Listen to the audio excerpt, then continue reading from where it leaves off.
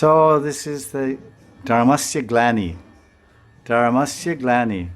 Yada yada hi Dharmasya Glani. Dharma Glani. Glani says there in 4th chapter of Bhagavad Gita, verse 8. Yada yada hi Dharmasya Glanir Bhavati Bharata.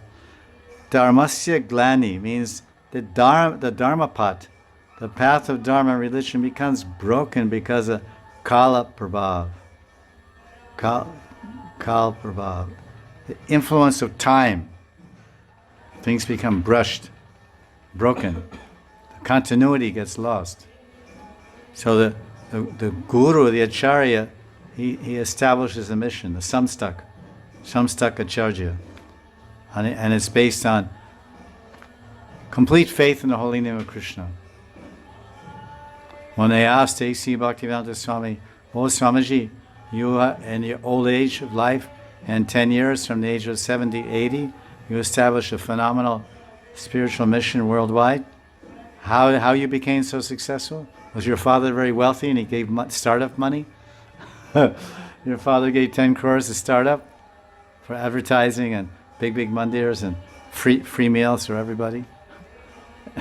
No. So what did he say? He said,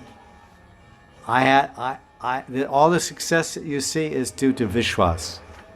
2 types of Vishwas. Shraddha, 2 types of faith has done everything.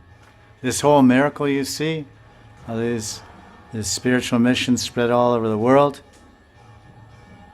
is caused by Shraddha. Ado Shraddha tata sarasanga bhajana kriya nartha nivriti tata syat. What type of faith?